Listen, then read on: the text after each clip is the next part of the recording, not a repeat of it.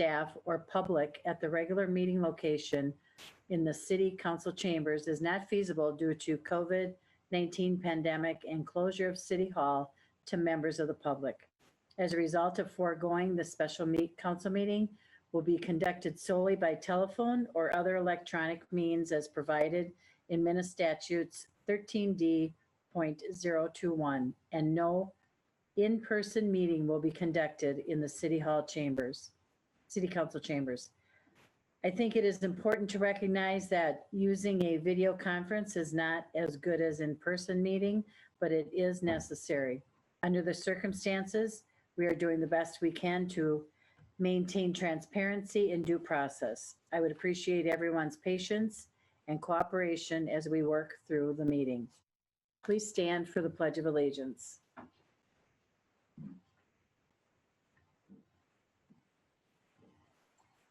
I pledge Allegiance to the to the flag flag of the United United States States of America and to the republic for which it stands, and one one nation, nation, under God, under God, indivisible, indivisible, with with liberty and justice for all. for all. Thank you. Seeing that this meeting is being held remotely, when I call your name, please indicate your presence. Councilmember Balsonic, Here. Councilmember Brox, Here. Councilmember Fulch, Here. Councilmember Liefeld, Here. Councilmember Lund, Here. Councilmember Vaughn. Here.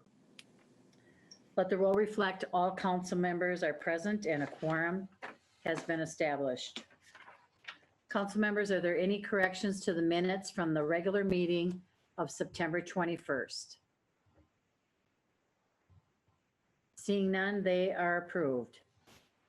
Comments from the audience? For public comments, we have an interactive feature during the meeting. For the email comments, they have been forwarded to the City Council and their receipt is acknowledged. Please recognize that items not on the agenda will not be discussed this evening.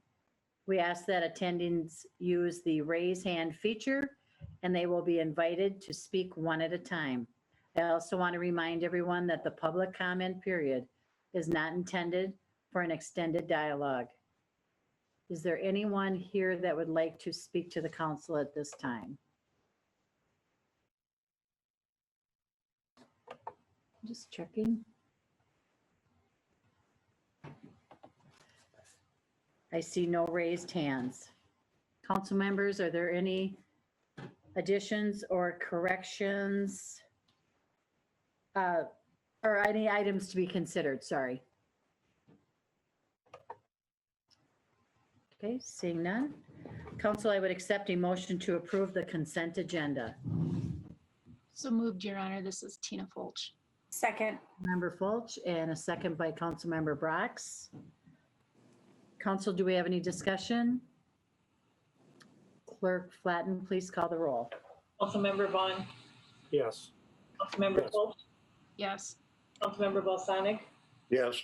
Councilmember Liefeld, Yes. Councilmember Lund, Yes. Councilmember Brox, Yes. Mayor Fassbender. Yes. And that motion prevails. Tonight with us, we have under Community Development, the Sieben Ridge TC Land, General Sieben Drive. For this item, we will have an introduction by Community Development Director John Hinsman. Welcome, John. Thank you, Madam Mayor and City Council members. Tonight before you, we have two actions related to the Sieben Ridge subdivision. I'll go through those briefly here, and then we can discuss those in a little more detail. So first, I will share my screen here to get a better idea of what we're looking at here.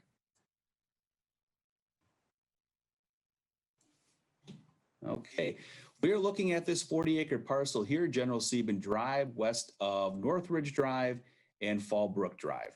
We've got two actions related to Sieben Ridge tonight, the first of which is a preliminary plat approval. What the preliminary plat approval does, it allows for the creation of future single-family home sites. The preliminary plat involves civil plan development, as well as utility development, plan for roads, putting all of these together into a document. And then the final plats come forward in succession and actually subdivide the property to put it into place. The preliminary plat is a very important document from the standpoint of a civil plan review. We have grading infrastructure, streets, stormwater ponding, and other things that we have to make sure are where they need to be for them to work correctly. We need to have all the I's dotted and all the T's crossed for it to go forward here. So that's what we're looking at for the preliminary plat. So with the preliminary plat, we're looking at that development. Also, along with this tonight, we have what's termed a site grading and development agreement. What this does is this allows the site development of grading and grading only to occur at the developer's risk prior to final approval of the civil plans. And I'll add more detail to that in a minute here. So we've had our planning commission take a look at the project here. And in fact, the city council has also looked at this too. We've had the annexation of this project take place in February of this year. And at the last meeting, the city council approved the rezoning of this property to R2. So that would allow for the development to occur. And the planning commission also reviewed those items at their August 24th meeting. On a 5-0 vote, they recommended approval of the rezoning and the plat for this development. During the public hearing, we did hear a few comments related to adjacent mining activities and their effect on the development itself.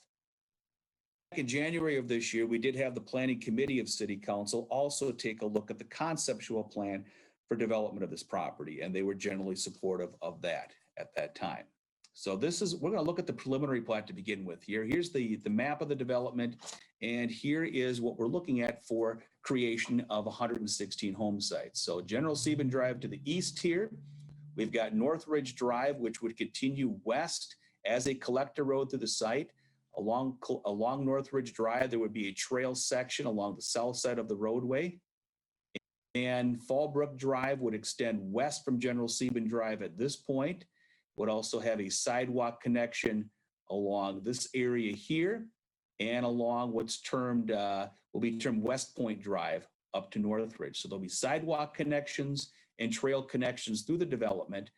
When we take a look at a preliminary plat, we're taking a look at general design of the roadways, lots, public infrastructure, ponding, et cetera on this. And we find that the plat itself is well designed. It provides for extensions for future development to the west and to the south when opportunities exist for those to come forward as well for the development. And we also take a look at park dedication. We've had our Park and Recreation Commission look at this, and they've recommended cash in lieu of land. So when we take a look at this, this is the plan for development. And what we'll be looking at in the near future here would be what's termed the final plat, which is just a small portion of it, which would be developed immediately. And that would be 9 lots along Fallbrook Drive down here. This again would be something that we're working on at present, and we hope to bring back to you in 2 weeks for your action. So we take a look at the development and how it sits. It's 116 home sites altogether, 58 traditional single-family home sites, and 58 villa home sites. Again, a villa home is a single-family home site, a little bit smaller in lot size, that would have a smaller footprint single-family home. A villa home sites would generally be south of Northridge Drive and along Ridge Point Drive and north of Fallbrook. So kind of in this area here. And then the single-family development traditionally would be along Fallbrook and surrounding that to the west and to the south here. So that is what we're looking at with the preliminary plat itself. One of the things that we looked at with the preliminary plat was we had some questions related to mining.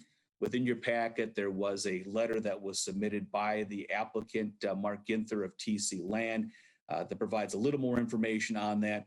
When we take a look at the aggregate operations, they are operating to the south of this development at present. They are located within Integer Township, outside of the jurisdiction of the city of Hastings. They can produce noise. There's blasting that occurs, has historically ranged from once a week to once every 3 weeks. Future mining operation could be expanded to the east as well. So we want to make sure that folks that are going to be purchasing homes within this subdivision here are well aware of the possibility for these type of activities to occur. And Mr. Ginther of TC Land also shares our concern with wanting to notify folks as well. And we do have a requirement within the preliminary plat recommendations or conditions for approval that provide a mechanism for notification there. So we do have those operations that occur. We want to make sure that folks are well aware of those operations as they move forward. When we take a look at the other action tonight that we have, which is this site grading and development agreement. This is a little bit different agreement than what we've had in the past. Typically what happens is we will have a preliminary plat, a final plat, and what's termed a development agreement, which encompasses all aspects of development, from street development, grading, utilities, et cetera. Because of the lateness of the year, and because of the desire by Mr. Ginther to get a head start this year so that he can have models available for the spring parade next year, he's looking to do grading as soon as possible. And in order to accommodate that, we put together sort of an interim development agreement, which really looks at grading activities only. Grading activities would be allowed to continue per this agreement at Mr. Ginther's risk. There is the risk as we move forward that we have not approved the final plat nor the development agreement for this site. So Mr. Ginther is encompassing some risk, but in speaking with him, I think he wants to move forward with the grading activities to meet his target goals. From the city's standpoint, we want to be able to alleviate the risk the best we can. And so we have certain items that are within the site development agreement itself so that our risk is minimized within there. These are going to be things such as looking at sureties for the development and letters of credit and so forth, so that we can ensure that the grading activities as proposed take place. And again, these would be limited to grading activities only. So Mr. Ginther conceivably could start grading there upon the dotting of all the I's, crossing of all the T's with this agreement and the plans, and start that prior to the final plat approval by the city council. And as I've said, the final plat approval here, we are looking at bringing forward in 2 weeks on the 19th. And that would be for that first 9 lots of the subdivision, as well as the development agreement for all the other utilities here. So we are working as diligently as we can with our Public Works Department to review the plans. There's been a couple of wrinkles that have come up that have been noted within the staff report itself in the last couple of weeks, dealing with ponding areas and questions of whether they would infiltrate the way that they would, that we had anticipated they would. Additional borings have been completed. Plans have been developed by the developer's engineer. In general terms, we're supportive of those plans, or we're going through the final detail review and approval of those as we speak on the ponding issue. The other issue I noted within the report was Northridge Drive and a small encroachment of that right-of-way and sidewalk onto the property to the north. We've come to agreement with the developer as to a way in which that can be taken off of the property to the north so that all of Northridge Drive can be constructed within the plat itself. So we're comfortable in moving forward with that. Again, with the preliminary plat, we're asking for approval of this with a number of conditions on this. A very important condition is that there's the final approval of all the civil plans, grading, drainage, erosion control, utility plan by the Public Works Director. And the Public Works Director and city engineer are working very hard with the developer's engineer to work through those final issues there. So before you tonight, 2 actions: preliminary plat for the entire development, 116 lots, and the site grading and development agreement. We do have before us Mark Ginther, the developer of the project. If you have any questions for him, and I can stand for any questions at this time as well. Thank you. Okay, thank you, John. Councilmember Bosanic, I see you're unmuted. Thank you, Your Honor. John and Mr. Ginther, I see that one of the streets is named Westview Drive. it's not earth shaking, but we already have a Westview Drive. And it does go north and south, and it's about, what, 10 blocks to the east. And suddenly we have this little Westview Drive. Is there any problem with that, council members or staff, in terms of suddenly having this appear? Councilmember Balsonic, I can offer some clarity in that too. Yeah, that's something we noted as well, that Westview Drive can happen twice within the city, especially considering the provenance of the first Westview Drive. So we do have a condition on this that Westview Drive be renamed West Point Drive.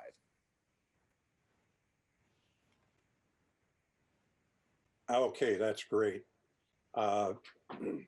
When they go to print the new Hudson book, or if people are using GPSs, it could really be a problem. I'm glad the ordinance is there. Thanks. Thank you, Your Honor. Thank you, Councilmember Balsonic. Councilmember Fulch? Thank you, Your Honor. I have a question for John. John, I was curious, what specifically is the disclosure that the developer has to provide to prospective buyers of, or I guess they would be builders of homes? I'm assuming that they would first buy the lot and then build a house, right? They're not going to like pre-build the houses and then sell them, right? Councilmember, I believe that's the case with the construction. From our standpoint, we want to be able to ensure that the potential first owners are aware of the potential mining activities, and that something could potentially be recorded on the property itself so that it would be memorialized there through not only the initial owner, but through subsequent owners as well on the property. So I'm sorry, just what does that look like more specifically? Like, I know when I've gone, through house closings, you got what, like 100 different disclosures that you go through. And I'd hate to be, going through all those signatures and like, oh, what's this one? Right. Like last second. And so what specifically is the point of disclosure? Is it at the time of sell when they are signing 100 other kinds of documents, or is it ahead of time? Just would like to know. I think that it's a pretty major point of contention, and I kind of hold my breath. I'd hate to see that we start selling these houses and then people become upset about the blasting and something begins to go south in the neighborhood. So I would rather that we're being as crystal clear as possible way up front as these houses are being sold.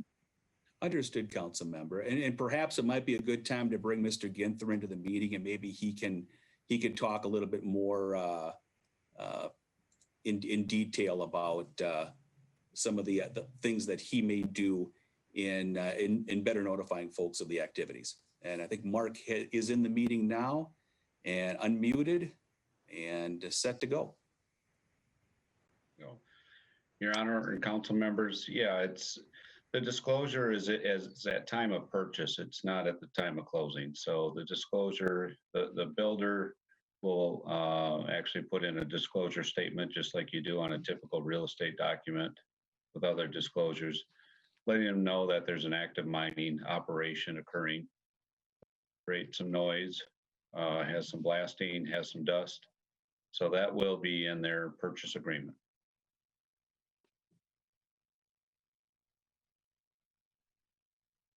Thank you, Mark. Okay, Councilmember Fulch? Okay. is it just a general statement?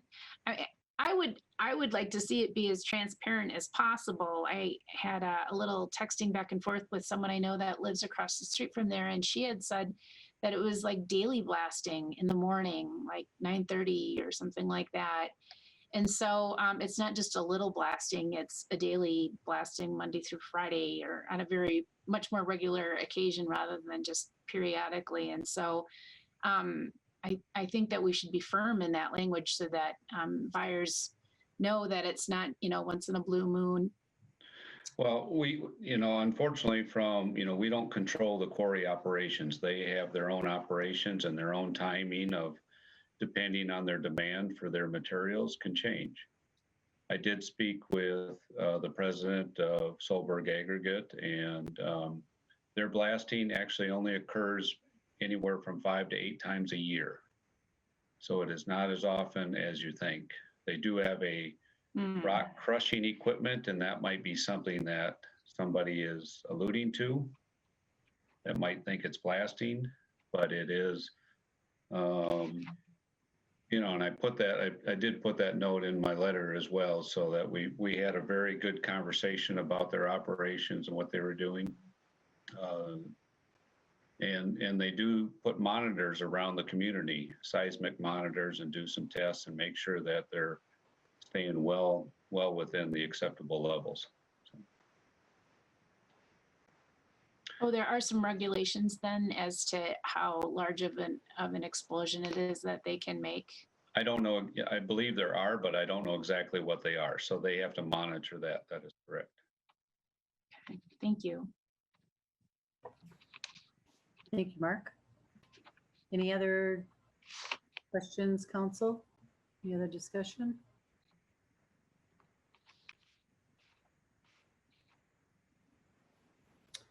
Okay, council, then I would accept a motion to adopt a resolution of the City Council of the City of Hastings granting preliminary plat approval of Sieben Ridge.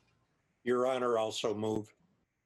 Second. Councilmember Vaughn, Councilmember Balsonic and Councilmember Vaughn seconded that. Any other discussion, council?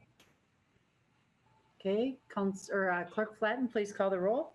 Councilmember Vaughn, Yes. Councilmember Fulch, Yes.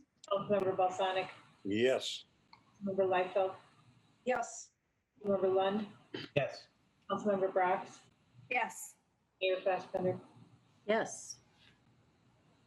That motion prevails. Thank you, Mark. Thank you very much. Council, I would also accept a motion to adopt the site grading development agreement of Sieben Ridge. Your Honor, also move. Councilmember Balsonic. Second. I need a second. Councilmember Brox. Yes. Discussion, council. Okay, Clerk Flatten, please call the roll. Councilmember Vaughn, Yes. Councilmember Fulch, Yes. Councilmember Balsonic, Yes. Member Liefeld, Yes. Member Lund, Yes. Member Brox, Yes. Mayor Fassbender. Yes. And that motion prevails. Mark, we're very excited to have you come to the community, and I think the community is excited to see some new housing coming in too.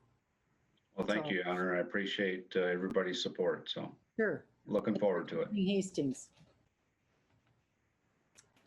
All right, tonight we also have a resolution for a site plan expansion of an existing building.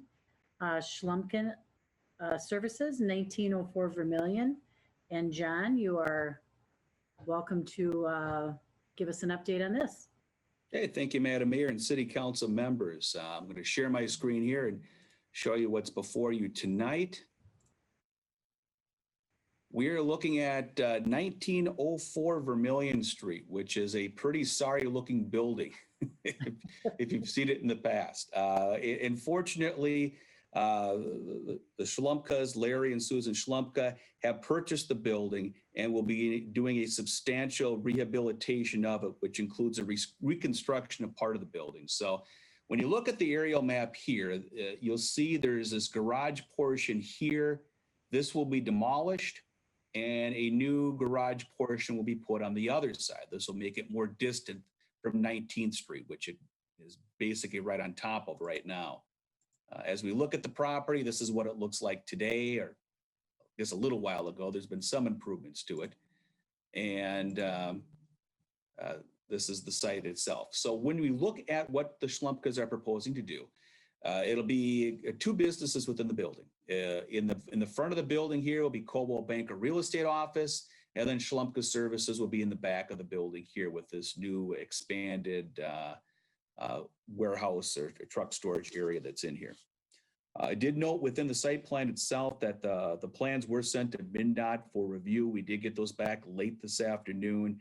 MnDOT did not have any substantive comments on there. We thought there might be something related to driveway entrances, which there was no comment on. So all that is good. Planning Commission did review these plans on September 28th. They did recommend approval on a 6-0 vote with pretty limited discussion. So let's take a look at what we've got here. This would be the way the existing building would lay, or the new building would lay out, with the extension going this way, new landscaping added over here. This is what it would look like. Little better looking than what we see today on there, with the exterior materials added. Combination here, primary of lap siding and stone within the building itself, and also the addition of windows. So this will be a great improvement to the corridor, and we're very thankful for the Schlomkas for making this investment. So before you tonight is the resolution here for site plan approval, and I can stand for any questions.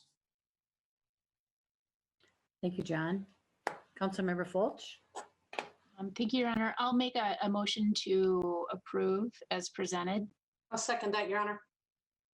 Councilmember Fulch with a second by Councilmember Liefeld. Any discussion? Councilmember Balsanic? Yes, Dan Waticha? Yeah, let Dan go first. Particularly germane to it, but more of a heads up to Clerk Flatten when you're calling the roll. Councilmember Lund had to leave the meeting and probably will not be returning. So just a heads up. Okay, Councilmember Balsanic? Thank you, Your Honor. John, what does this do for the Vermillion corridor study? You know, I think it's consistent with the type of development we wanted to see along Vermillion Street. What we're looking at under that study was ways in which people could make continual investments into the corridor by taking tired buildings or buildings that were not economically viable, and to create those into something that was viable. So absolutely consistent with that. Okay, next question. There's an awful lot of asphalt around the building. Will there be construction vehicles, heavy equipment? What exactly is going to be parked around there? Council member, there will be some vehicles associated with Schlomka services that will be there. Vehicles only. There would not be any storage of other equipment or other supplies in that area. It would just be parking of vehicles. Are we talking about dump trucks or flatbeds or anything like that? Or are we just talking about your standard vehicular traffic, trucks and, pickup trucks and SUVs and automobiles? Council member, I think it's going to be more of the truck variety. As far as a dump truck goes, or something that large or that much weight, I don't believe that's the case. I think it would be more, trucks, service vehicles, maybe something slightly larger than that, but certainly smaller than a dump truck. Well, then, will these vehicles be coming in and out on a regular, constant basis, daily? Just how much activity are we expecting? Council member, the trucks will be there. The offices, I believe, for Schlomka services will be there as well. So I would anticipate that there would be a daily activity during the week of employees coming in and vehicles taken out someplace else.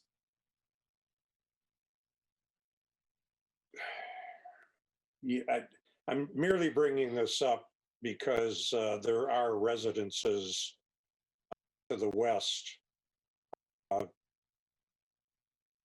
Looking at my screen here, I just want to make sure that it's going to be a fairly soft of business in terms of noise. Yeah, council member, I would imagine those truck trips are going to be going immediately onto Vermillion Street. And so the impact from vehicular traffic, truck traffic to the neighborhood via West 19th Street or areas further west there, I would be very surprised if there would be an impact from those vehicles. Neighbors notified within a certain radius of the project? One council member, they were not. We don't have a standard site plan notification for when this type of construction occurs. So no, they were not. Okay. Thank you, Your Honor. Okay, thank you, Councilmember Balsanic. Councilmember Liefeld? Thank you, Your Honor. You know, John, in the past, this has been used as, obviously it was a place of business. Most recently, vans and such coming in and out throughout the day, correct? So the traffic impacts onto 61. We're not really seeing that. I wouldn't imagine as too much of a concern compared to what it's been utilized for in the last number of years. Yeah, Councilmember, you're correct. I think the last business in here was 1 Hour Plumbing. So I think a very similar type of operation in which you had work service vehicles coming and going from the site on a daily basis. I just wanted to clarify. Thank you, John. And then I just want to say, to echo what John said earlier about this being a great improvement, I think we're very fortunate that Larry and Susan Schlomka have decided to do something like this here in Hastings. I've known both of them for quite some time, and I can imagine this will probably turn out to be one of the nicest looking buildings that we're going to see on Vermillion Street, if it's any indication of how they've done their business previously. So I'm excited to welcome them to the Hastings business family. Thank you, Councilmember Liefeld. Councilmember Balsanic, did you want to say something else? Yes, I did have one other question. The real estate company that will be moving into a portion of that building, are they relocating here from one place in Hastings to here, or are they coming in brand new? Councilmember, that's a good question. I don't know the answer to that one, actually. I know Susan Schlomka is a realtor with Coldwell Banker Burnett, or that wrong, but she's been a realtor in town for quite some time. I'm unsure of where she offices at presently. Okay, I just like to keep track of the new businesses that are coming into town. Sure. We're over 60 in the last 10, 12 years. Thank you. Okay, City Administrator Dan would like to say something. Just clarifying that her current office is off of South Frontage and Westview.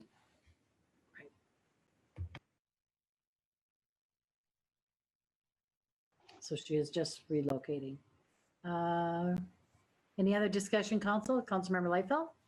And to clarify a bit to that, it's not just so much of a relocation. Currently renting space in the professional building up on the corner of Westview and Frontage Road.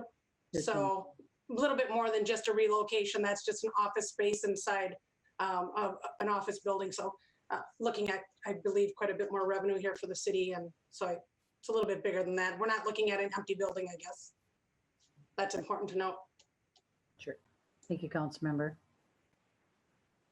Okay, Council, I would accept a motion to adopt a resolution of the City Council of the City of Hastings granting site plan approval to construct a building addition at 1904 Vermillion Street. So moved, Your Honor. Councilmember Liefeld, Second. Councilmember Brox. Council, any other new discussion? Clerk Flatten, please call the roll.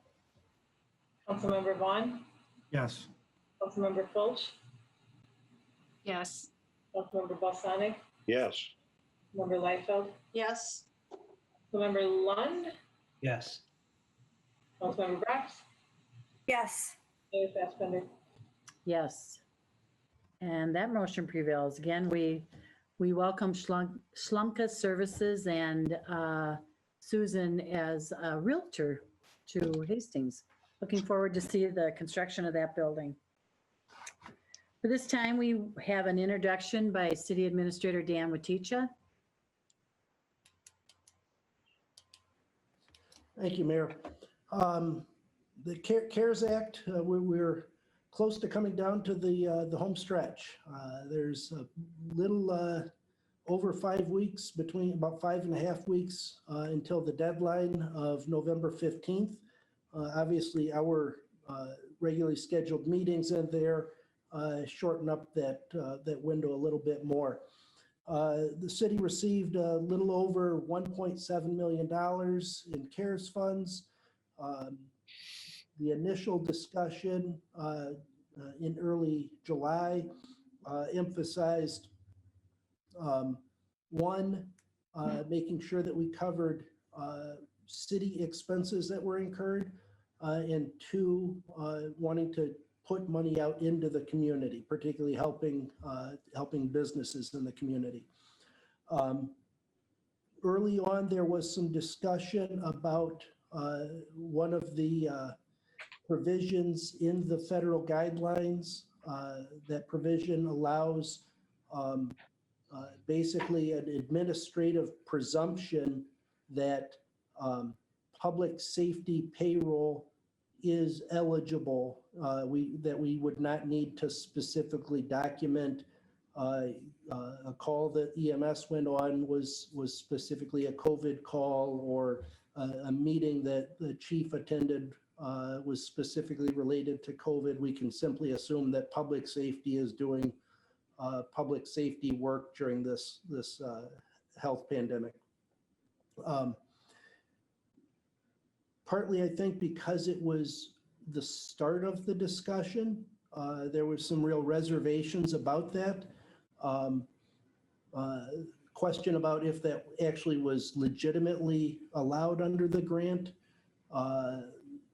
Emphasis on wanting to make sure that we had other priority uses for it, covering city expenses and putting it out into the business community, like I mentioned. And some other concerns to it. So we set that presumptive piece aside and really tracked actual uses to date. Just 2 weeks ago, U.S. Treasury came out with a confirmation that that presumption is valid. So if there was question about if that was a legitimate way to use the funds, that was definitively answered just 2 weeks ago. The other piece I would point out is we really have worked towards those priorities of covering city expenses and putting money out into the community. Those two priorities. What we're left with right now is about $281,000 that has been unallocated. That number is a little bit in flux because some of the spending is based off of estimates, but it's pretty close. With limited time left, about 5 weeks, 5.5 weeks, am recommending at this point that the city council would use that presumption that public safety payroll and use that for the remaining balance of the CARES Act funds. If council wants to do something different, pushing it out into some additional grants, or I know that there had been some discussion about assistance to the school, whatever we might look at, it has to be pretty quick. If it's something that with the grants and application program, I think we'd need to do something much more streamlined and direct than something that would have applications and lead time to it. So certainly a concern to the timeliness piece. I believe that the council has accomplished its goals at getting money out into the community. And if at this point, council is inclined to presume that public safety was doing eligible public safety work and claim that remaining $280,000, what it effectively would do is add to city fund balance, which acts as a cushion for revenue uncertainty in 2020 or 2021. With COVID still upon us, obviously, it gives us some contingency. Here's some funds that we could use beyond that November 15th date because it's now in the city's coffers. If things are good financially, it could allow us to go deeper on the capital improvement plan, CIP, CEP priority list and pick up some things that right now are squeezed out of the budget. So I really recommend taking advantage of that flexibility and claiming those public safety dollars. If the council wants to do something different, really would need that direction this evening so that we could set some other wheels in motion. But with that, I can certainly stand for any questions. Thank you. Thank you, Dan. Councilmember Balsonic? Oh, I'm sorry, Your Honor. I am still on because of the last vote. Okay, I'm off. okay. Just checking. Councilmember Lightfield? Thank you, Your Honor. Dan, I have a couple questions. So if, I mean, in reading all the things that we've been doing recently over the last number of months, obviously covering the eligible expenses incurred by the city being a top priority. And then secondly was providing economic support into the community. I guess my question would be, if we're looking at this money, and I do feel that it's important that we take care of the city. That to me means everyone within the city, as well as not just the expenses of City Hall. So looking at this, I guess my immediate thought is, where were we last year at this time in regards to payroll expenditures? To where are we today? In the 10-month period of 2019, when there wasn't COVID, where were we in payroll? And are we in more than that at this point in 2020? Because then I can say, okay, yeah, we had extra expenditures in payroll as a result of COVID.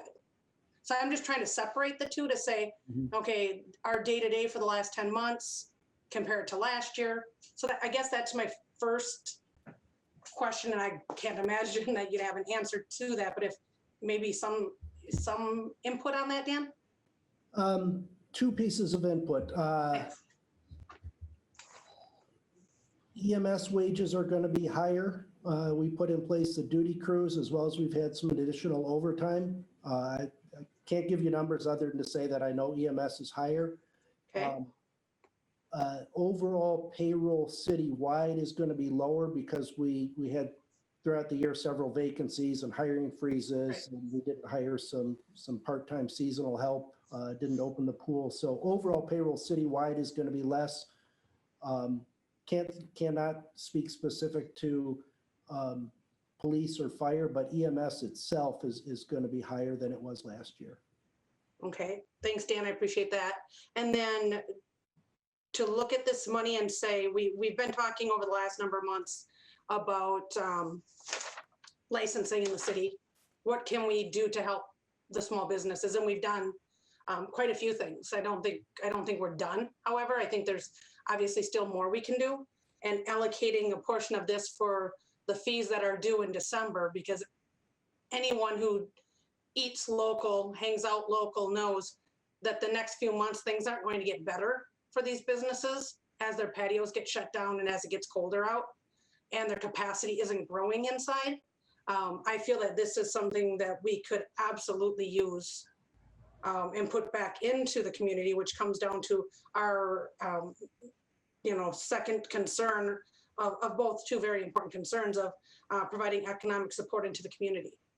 I'd like to see about that. I know we keep doing the waiting game. Let's wait and see. Let's wait and see. It's not better.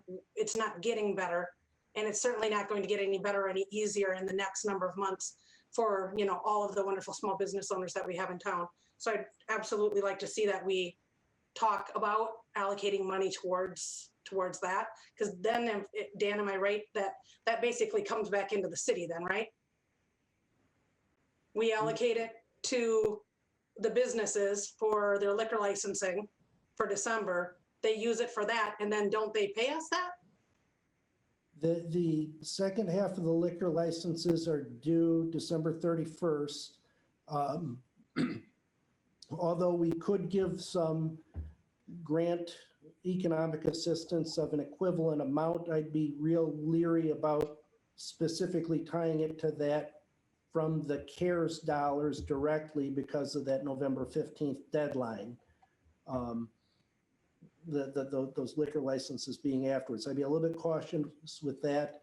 And also, as I'm sure you appreciate and you mentioned, we do have a number of other restaurants that do not have liquor licenses. We have a number Right. of other businesses in town that are not restaurants also. And I get that. I guess my question then, Dan, to that is, what else can we do to support them? This is a fee. This is something, tobacco, they pay a fee, right? I've driven by there a number of times. It doesn't appear that anyone quit smoking during COVID. They might have gained a few customers under the stressful situation. The liquor stores also appear to be equally as busy, if not more so, unfortunately, than previously. So I guess my question would come down to, what else can we do? I mean, this is a fee that we charge as a city. It's a revenue we're going to take in from our small businesses. Well, I don't know what fees Perkins, let's just say Perkins, I don't know what they pay. They're a restaurant, they don't have a liquor license. What more can we do for these other businesses? If it's more than just talking about the liquor licensing, I don't have an issue with that. My issue is allocating this towards payroll. That's where my concern is. I don't feel that that was the intention, the way I've read the CARES Act, what I'm reading here. I think it's a loophole, absolutely, but I don't know that it was the intent.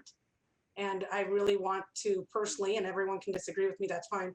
I want to stick to the intent of providing the economic support into the community. So I'll leave it at that and let someone else speak. Thank you, Your Honor. Okay, thank you, Councilmember Liefeld. Councilmember Brox? Thank you, Mayor. And I wholeheartedly understand what point Councilmember Liefeld is making. However, as I'm reading the presumption, a presumption is just that. You're presuming that because of COVID, there's additional employee hours and dollars that had to be spent to go towards responding to the emergency, and that's what makes it a legitimate expense. So I don't have a problem with that, and I know that a lot of other cities are doing the same thing. You're using the remainder left of their CARES money to pay for their own payroll because they're unsure of next year.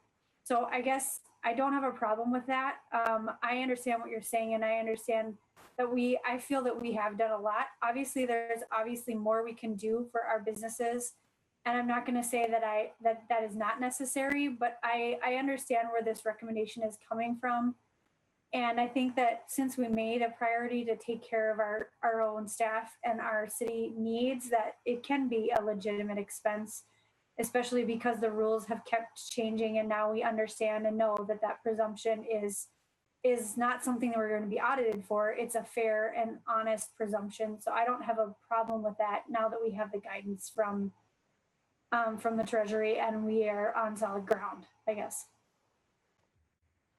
Okay, thank you, Councilmember Brox. Councilmember Fulch. Thank you, Your Honor. I concur with Councilmember Liefeld. When we look back at the previous memorandums and of information that were provided by staff in regards to the CARES Act, staff have already outlined, what their expenses are in regards to payroll. Again, just as a reminder, there were, for the Dakota County Communications Center did flag those calls that were COVID related. And at the time that this information was provided to us, between fire, police, and then other staff who had kept, time logs, like for instance, John Hinsman, within doing community development types of work, at a total of $454,000. And so just to be clear that the city staff have already earmarked those funds that were specifically COVID related. And so this would be above and beyond that amount. And then to go along with what Councilmember Liefeld was just saying, in regards to the on-sale liquor licenses for the restaurants. And so if you look at, as she was beginning to, explain, we only have there's 4 areas that we have license fees for businesses. There's tobacco, and that was $200 a year. Massage therapists, I think that was $30 a year. On-sale liquor licenses, which was $4,400 for the year, and then regular liquor stores, which is off sale, and I don't remember what that was. But we all know that the liquor stores are doing pretty darn good. And so it's really the on-sale liquor stores, or the on sale liquor licenses that are for the restaurants and that we are questioning here. I am on a League of Minnesota Cities listserv, and today there was some dialogue about what are cities beginning to look at for on-sale liquor license fees for this next year. And there were a few responses that cities are already beginning to do a 50% reduction for this upcoming year, knowing that the restaurants are only at 50% capacity. There is absolutely no indication in any time soon that we're going to see the governor lift those restrictions for the restaurants. And so I guess the difference between Perkins and any of the establishments that have on-sale liquor sales is that we don't ask Perkins to kick in an extra $4,400 for the year for selling omelets and French fries, right? It would be the liquor license piece. And so at least it would help provide, an even playing field if we did do a 50% reduction for this upcoming year for the restaurants and their liquor license fees. And what we had discussed was, when you look back at what we have accomplished in the last few months, the city was able to do the refunds that were initially given. I want to say it was maybe like the last 2 or 3 months where we refunded what had already been paid for on those types of license fees. And then we did make the decision and as a group to waive the July payments that were due, and those were the $2,100 per on-sale liquor license establishment. And then, so this would be the December allocation. And so, excuse me, I'm sorry, again, this is where I get a little fuzzy about when we're looking at calendar years. And so the city operates on the calendar year financially, but this liquor license, this on-sale liquor license, so this one that's in December, that would actually be for the 2021 budget, if I'm not mistaken, or I can't remember if that would be for the 2020 fiscal year. But regardless, we could give them, so just to talk about, talk it through, how is it that we could still do that waiver? The thing is, we can't recapture revenue loss, right? So if we wait until, I don't know, November 1st, or I'm sorry, let's say December 1st to waive the December 31st fees, well, then the city would no longer be eligible to have an offset, for that compensation, because we are concerned about making sure that the city has revenue coming in for budgetary purposes. So if we were to make a grant to specifically these particular businesses for the $2,100, well, then I'm just, throwing it out there that we could give them the grant and then they could pay, or I'm not sure, that would be a Dan Flegel, if we could just make that decision now to give them, to grant that allocation towards them, but then we waive, the fee in December. I don't know exactly how that would work, legally, but if there's a will, there's a way. And I think that, that it merits further discussion, because I don't think any of us feel that it would be fair, so to speak, to charge the 100% of the on-sale liquor license fee moving into the next year, knowing what the conditions are and how we're nowhere close to coming out of this in the next few months. So that's what I have to say for now. Thanks. Councilmember Fulch, Councilmember Vaughn. Thank you, Your Honor. I think what Dan is trying to tell us here on this, this ruling really helps on the public safety side of it. We're able to use those dollars for it. I look back at where we started the process with the CARES funding, and I think we took care of the city services, which was priority to us. We then went into support business grants, which we took some of the funds to give through the Dakota County for businesses to help support them. I give the committee credit. We gave options to the nonprofits to get out and help the rest of the community that way. We got to take care of, in my opinion, is the residents. And right now we are really pinched these dollars down on the operating budget. by allocating these dollars into the public safety, it's going to help our city staff maybe try to take the dollars that they were going to have to use for those funds to help offset some CIP stuff that we had to cut going into the next year's budget. So I'm not ready to, I think it's a good variety to spread this out. I think we've helped the businesses. I think we've helped the nonprofits. I think we helped our city stability, but I think the next one is an indirect savings to our residents. And I think we can do that by making sure that we allocate the rest of the money over to the public safety. Any dollars that we were going to use for that go into the city tax base so we can use that for our capital improvements so we don't have to raise taxes for that service. You got to remember, a lot of the facilities, that example Dan talked about with the water park, was closed, but there's still expenses. There's still an asset there that we're going to have some expenses. We didn't have any revenue coming in, so we need to use some dollars to offset the heating cost and the wear and tear on that facility, roof, and so forth. So I think this is the best way to do it, especially over the timeline we are on. I think the money should go to the public safety and with this, the rest of the CARES funding. Thank you. Thank you, Councilmember Vaughn. Your Honor, Councilmember Liefeld? can I ask a clarifying question there from Councilmember Vaughn? I thought I just heard you say something about using this so that we don't have to raise taxes. I'm sorry, did I mishear you? No, but part of the thing, I think, what I wanted to try to clarify is the residents, we have to raise taxes to pay for services and infrastructure and CIP and so forth.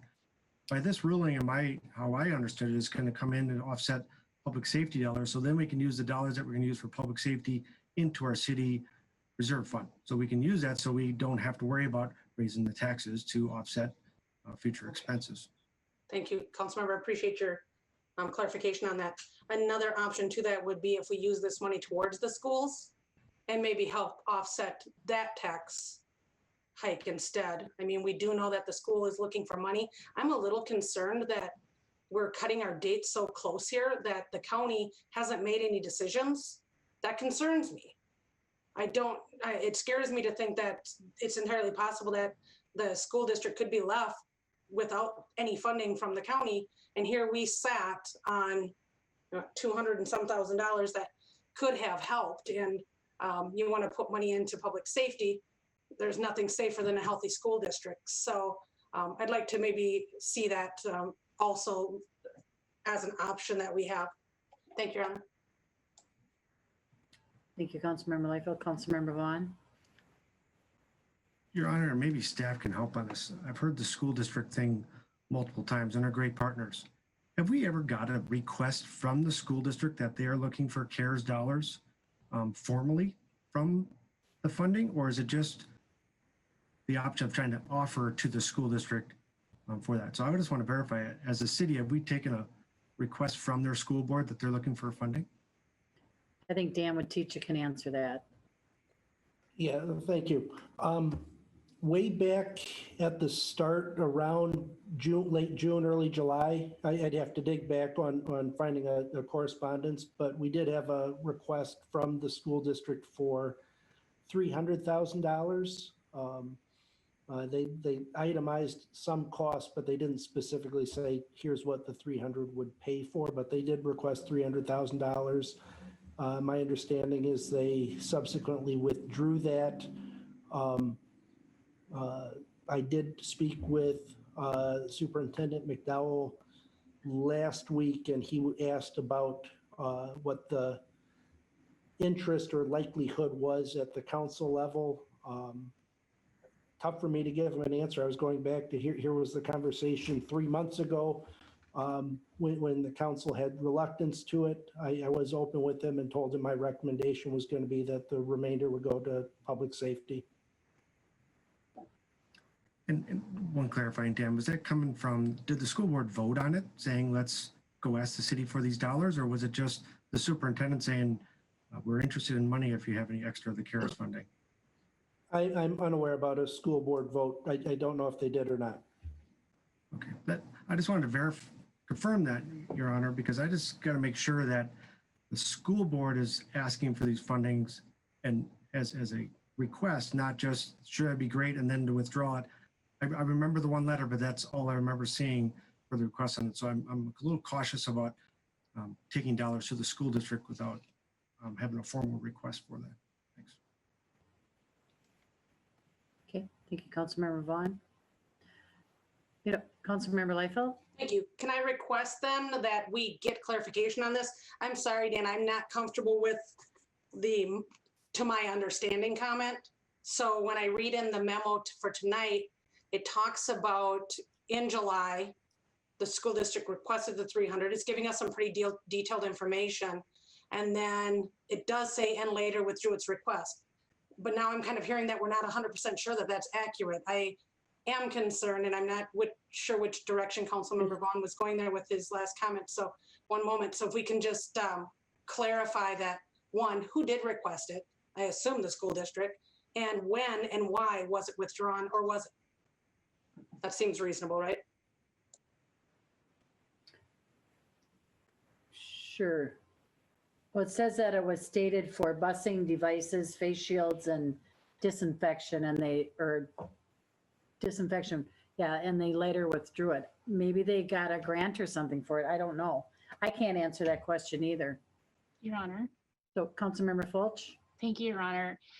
During the Friday chamber business calls, it was explained, the last one's been a few weeks, and so, but by Commissioner Mike Slavic, he had said that the school districts had taken a little different approach collectively within Dakota County, and that they together had gone to the county and asked for their portions, since the county received a considerable amount of funds.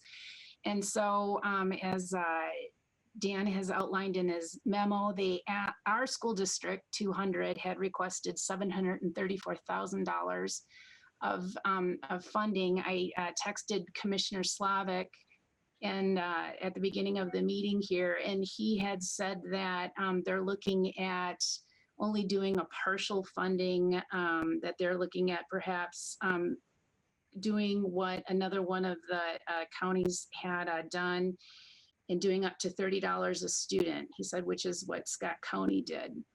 And so they're taking it into consideration, but it wouldn't be the full allocation. And when I had spoken directly to our new school district administrator, he had indicated that per grade, it was going to cost $100,000 alone just to give all the kiddos a Chromebook. And so times 12, right? So $1.2 million in just laptops, theoretically. And that's not all the other things that they needed for busing and PPE and disinfectants and all that stuff. And so, I mean, they're in a huge hole. And so I agree. I mean, it's really startling. I'm not exactly sure. I haven't been following what the school board's been up to, but I mean, when they're talking about having a huge deficit of $1.7 million, I'm not, yeah, that's probably kind of come around in a school referendum or some kind of means to, try to make up the difference. So it's significant. And then the way the CARES dollars works is that if we were to make an allocation to another local governmental jurisdiction, it would just be that that government has to use the CARES dollars in conformity with the rules that are around the funds. And so that they too could only use it for those items that are allowable. So, so they could use it for, I mean, obviously they have quite a few expenses that would be eligible to cover that amount. And so I think that it is worthy of discussion and helping the school district in some capacity. So there is that, and I really do think that we should right now be having this conversation about what to do with the on-sale liquor license fees for December. It's already what is today? October 7th, 8th, something like that. What is it? It's the 5th. Thank you. Time flies when we're having fun. And so it's only 2.5 months out, 3 months that they would have to make that payment. And as we've heard repeatedly from our business community, is that they're trying to plan ahead, to keep things under control. And I've heard, from them that they're so fearful about now that the cold weather is setting in, and that people won't have the options to be sitting outside for their patios. So just, what that's going to mean to their business sales. And so I think that if I would feel more comfortable in waiving those fees, knowing that the city is still going to recoup the costs, right? If we make that decision to give the $2,100 to, I'm sorry, I think it was like about 20 restaurants that have the on-sale liquor license fees, then that money comes back to the city and we're still whole. We're not, we don't have revenue loss. And so that's why, and it's only a total of $43,000. So if we're sitting on, what are we sitting on? $281,000. This is only $43,000. And I think it would, it'd go a long ways so that our business community knows that we're still doing what we can for them. And then it also keeps us whole as a city and moving forward. And so, so I'm looking for, just other input. So we haven't heard from Councilmember Brox or Councilmember Lund. I hope he's okay. Councilmember Balsonic, did you want to speak? Oh, no? Okay. I understand where everybody's coming from, but we have, or I should say staff has really worked hard in allocating these dollars. And I think the council has done our homework and we've helped these businesses, our social services. I'm really cautious. I'm fearful for our city and what expenses we're going to come up with. So I know that sounds terrible. I'm a small business owner. I get it. But I'm also fearful of what we're going to end up with in the new year or at even the end of this year. So, how can we help everyone? We've done a big portion of that already for these businesses. I think public safety is our number one factor for our community. And these dollars are being spent, to help with that.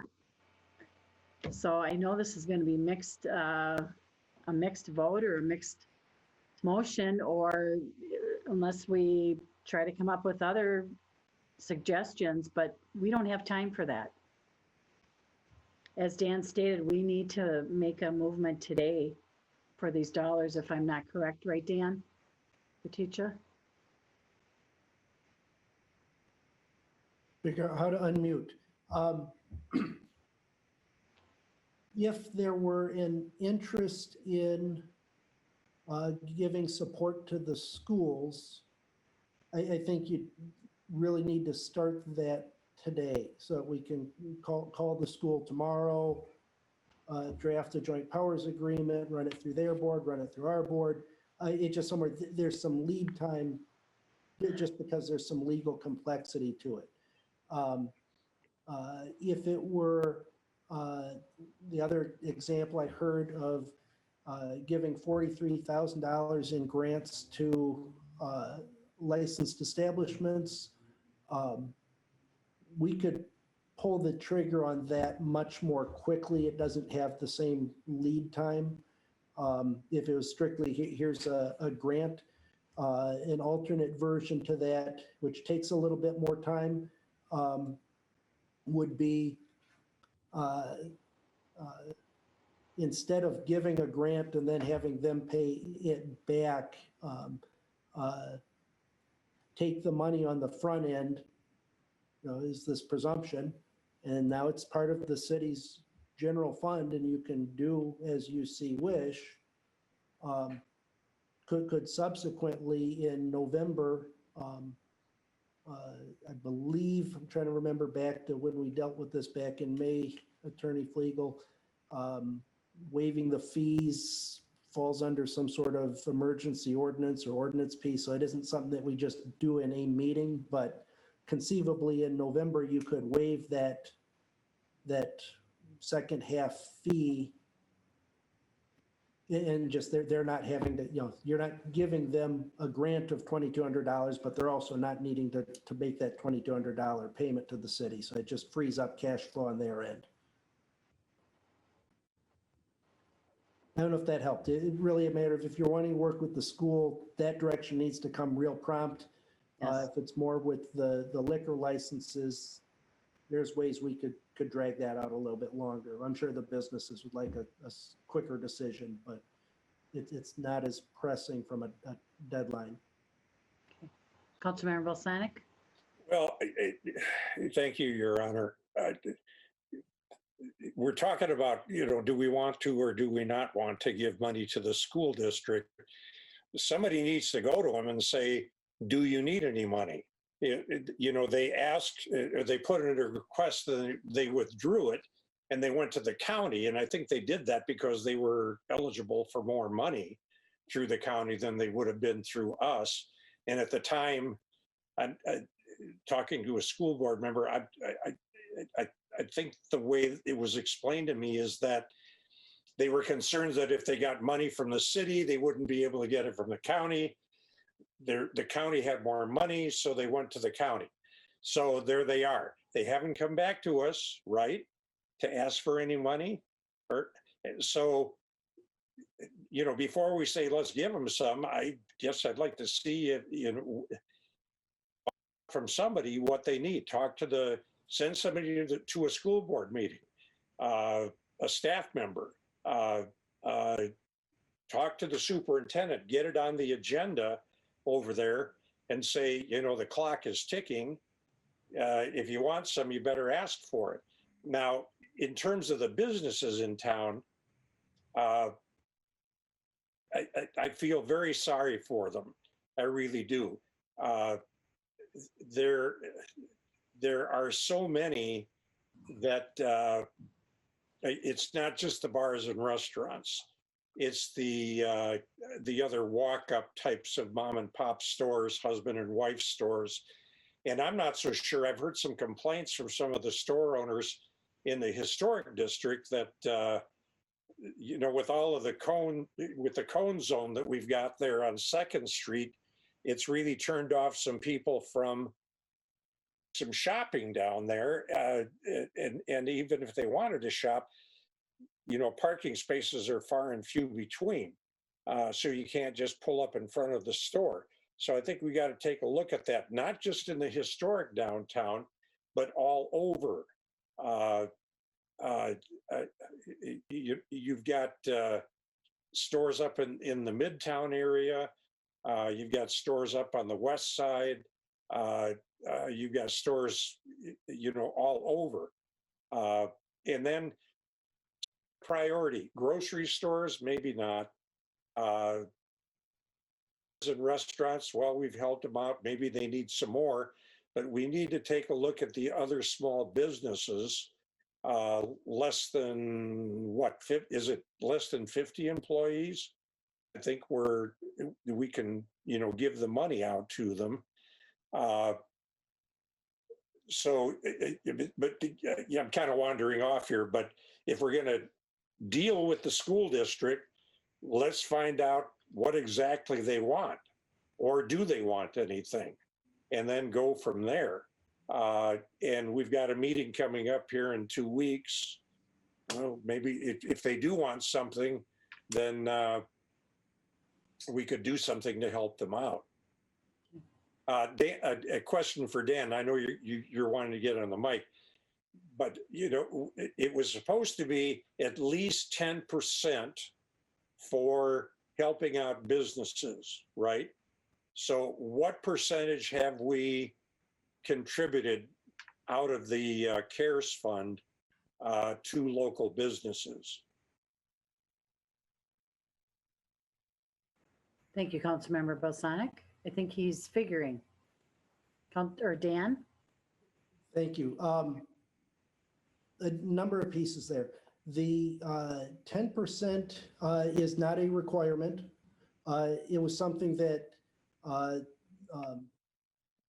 in one of the proposed state legislations, but then because the mechanics of how it came down, it did not come through from that legislative piece. So anecdotally, there was that target, but it was not a carry-through requirement to it. We're a little bit over 40%, about 42% of the total funds out into the business and nonprofit community. Couple comments on, as well as I've got the mic, a couple partial answer on some of Councilmember Balsanik's questions about the school district. I think that, yes, part of the reason that the school district went to the county was deeper pockets. I believe there were also some factors that all of the school districts jointly put in a request. I'm looking at the letter right now, and it's listing 7 or 8, 9 districts. So the feeling that having a consolidated and consistent front would help their case rather than some piecemeal approach. I think also a recognition that school district boundaries don't match up with city boundaries. So a better fit approaching the county from that standpoint. This Hastings school district's share was about $730,000 requested of the county.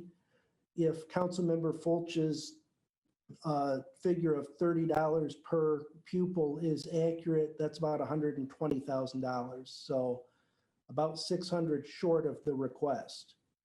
So is there still a need or desire? I think probably yes. And also acknowledge that Superintendent McDowell called me last Monday or Tuesday and inquired of the council's interest or appetite at providing assistance. It was not a specific request. I don't believe, as inquired earlier, that was a vote by the school board, but there has been at least some sort of overture or question to it. Thank you, Dan. Councilmember Balsanic, did you want to continue? I was listening so intently to Dan that I forgot what the heck my next question was. So oh, yes. All right. All right, when we get to the November deadline and we haven't allocated those funds, we lose them or what? On November, I'm sorry. Go ahead. Dan, go ahead. Thanks. I'm sorry, I started jumping in. On November 15th, whatever funds we've not used would go to Dakota County to use by December 1st. And whatever the county might not use by December 1st reverts to the state of Minnesota to use by December 30th, at which point it would return to the U.S. Treasury. Oh, somebody along the way will find someplace to spend it, I'm sure. Well, I hope it's us. Hopefully it's us. Well, yeah, exactly. Yeah, the clock is ticking, 5.5 weeks or thereabouts. Can we get an answer from the school district by the next council meeting?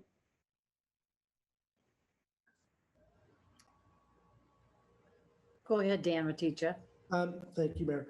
I'm sure that I can speak with Superintendent McDowell. I do not know the school board's schedule if you actually wanted a vote. I don't know what their schedule is prior to our next meeting, but we can certainly talk with school representatives. Well, the other thing is, you know, what I mentioned earlier, the other small businesses, we could put out potential grants again and say we are 5,000, 10,000, I don't know what, but we could put it out there and see, you know, who's going to apply. We could put some stipulations on it that say, if you've already applied, you can't do it a second time, or you can go ahead and apply, but you're a lower priority than anybody new that is now applying.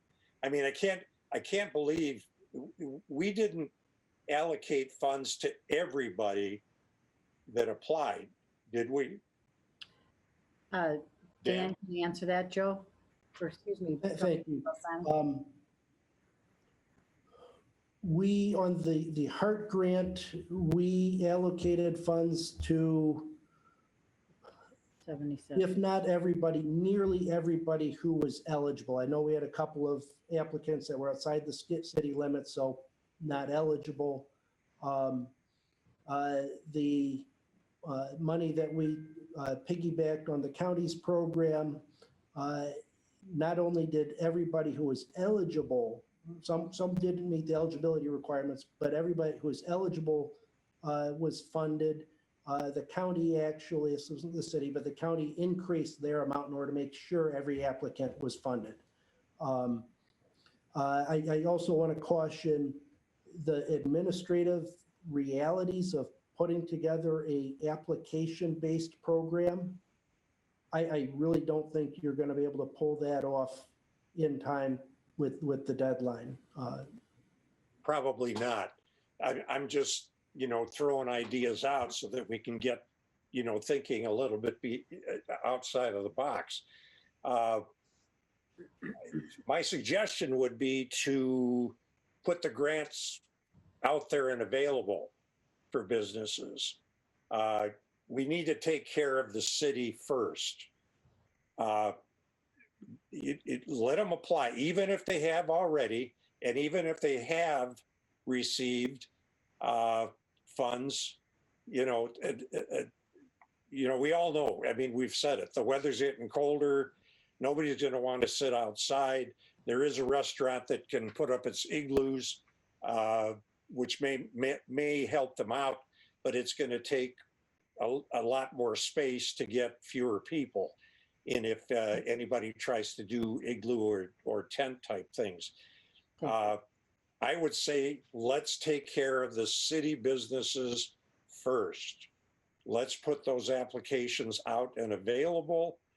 Let the bars and restaurants, let Malloy Park, Emily's, all of them go ahead and apply, and let's help them out because the numbers are going up on the COVID. We saw, the problems they're having even at the White House. This is not going away.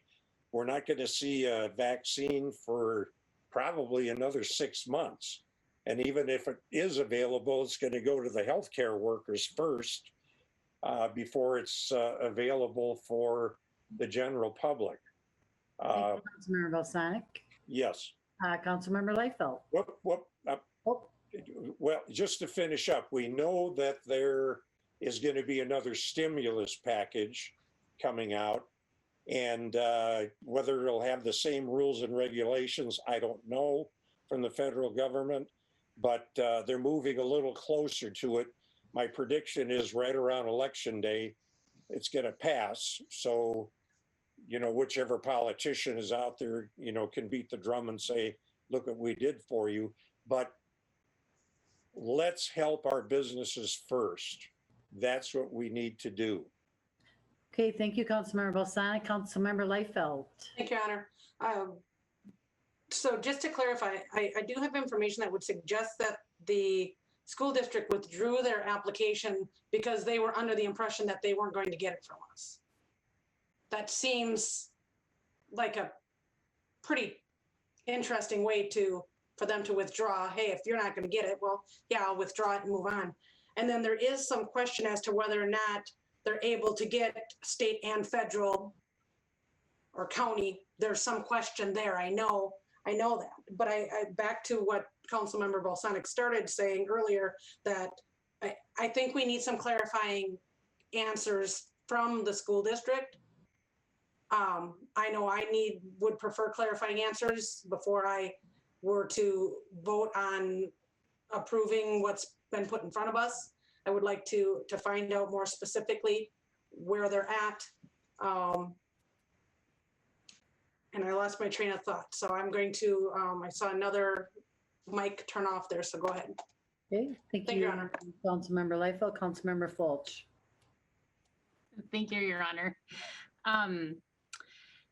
Just a couple of things about the stimulus bill. Last I heard from Angie Craig's rep, one of her staffers, I should say, there was not local aid in the Senate package. And so I'm not sure if there is another, if whether or not local government aid will be a part of the stimulus bill. So we can't necessarily hold our breath on that. Secondly, what I wanted to say in regards to further grants for the business community, the COVID Economic Task Force, again, I wanted to remind you of the recommendations that came out of that group in our last conversation. We had recommended that the $181,000 that was given back to HEDRA to pay back for the HART grants, that money be earmarked as contingency, that it would be used for the second wave of COVID as it comes through, or if we, fall back into some kind of bad shutdown recession. And so that money be, like earmarked contingency / if COVID goes away, then the money be used for purchasing of a parcel for further development on the Vermillion corridor.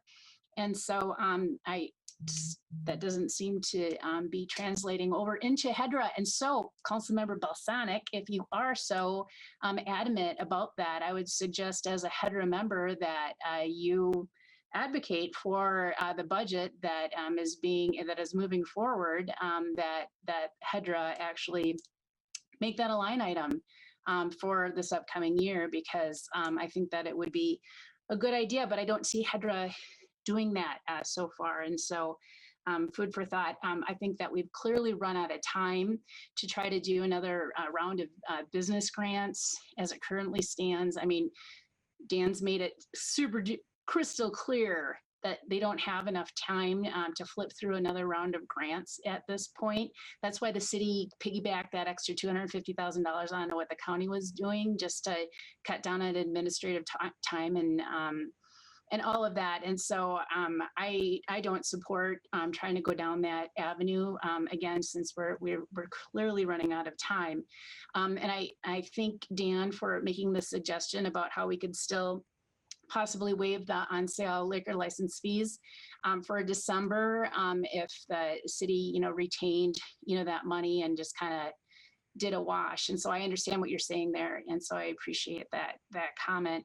And so I too concur about having the school district just reaffirm their request for additional, support and at our next meeting and move forward from there. So thank you. Thank you, Councilmember Fulch. Councilmember Vaughn. Your Honor, go back to the original memo here that says, it allows us to use these dollars towards public safety, and I think public safety is good for all residents, if you're a resident or if you're a business or if you're a school district. So I make a motion that we take the rest of the funding that staff is recommending and put it towards the public safety. Thank you. Second. Councilmember Vaughn and a second by Councilmember Brox. Further discussion, Councilmember Fulch. Your Honor, I just like to remind folks that Dan has not provided the information as to how much money EMS is actually out, because as I had said, they have already attributed $454,000 worth of staff-related expenditures that are already included with what's within they're going to be having covered. And so we've already, that base is covered. Furthermore, of that $454,000, we have never been told how much is overtime. That wasn't accounted for within the current city budget. And so we have zero idea as council members if we're $2 over what was originally budgeted, or if it's $200,000 over what was originally budgeted for personnel expenditures.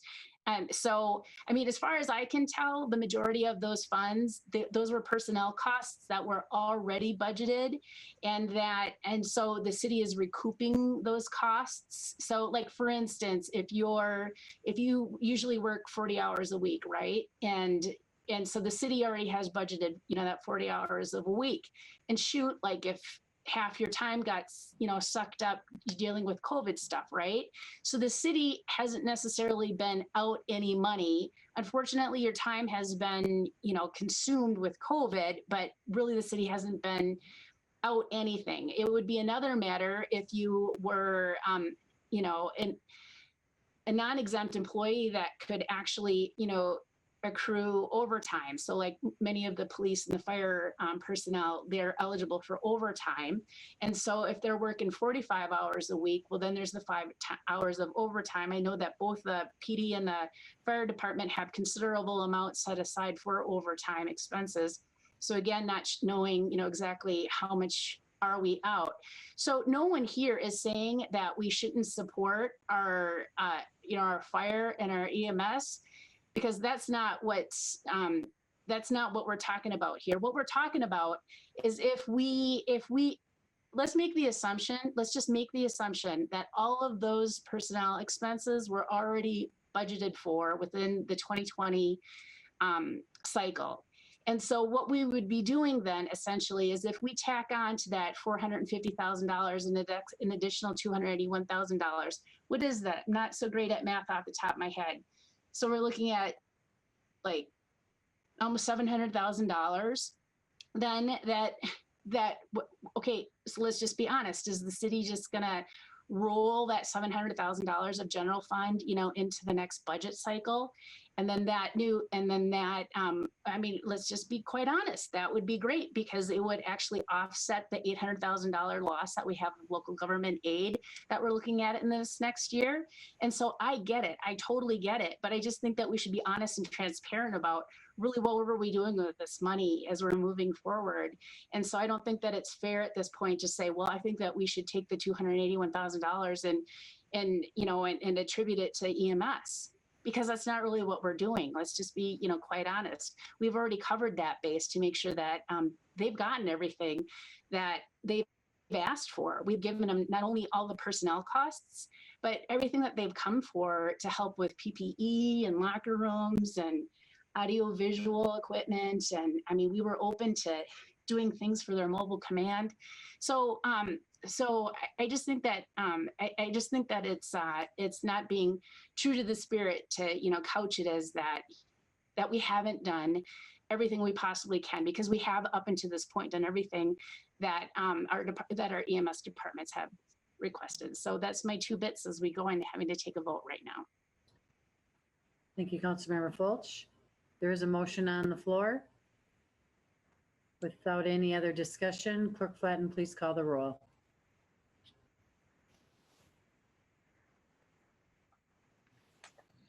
Councilmember Vaughn, Yes.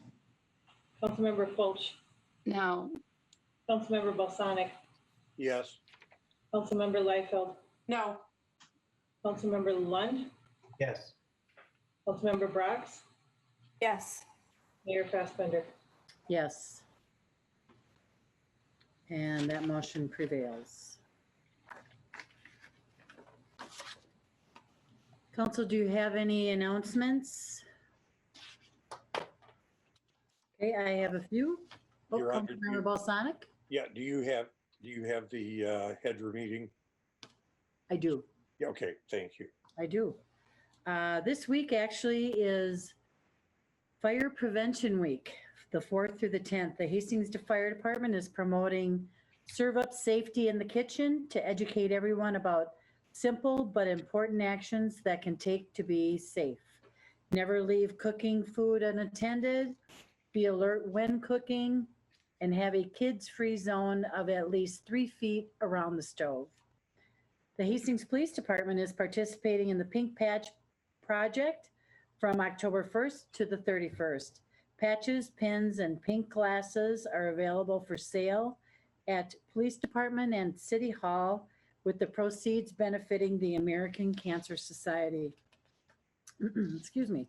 The city has created a grant program to provide $5,000 grants to nonprofit organizations that can demonstrate financial hardship due to COVID-19. Priorities will go to the nonprofit organizations that provide human services or public health services to Hastings residents, such as food delivery, mental health counseling, community outreach, housing assistance, and economic security. Details will be posted on our website after the HEDRA meeting this Thursday. There is a meeting with HEDRA this Thursday at 6 p.m., October 8th, Monday, October 12th is a planning commission meeting at 7 PM. The Parks and Rec Commission has canceled their October 13th meeting. There is a Heritage Preservation Commission meeting, and that is actually a week early.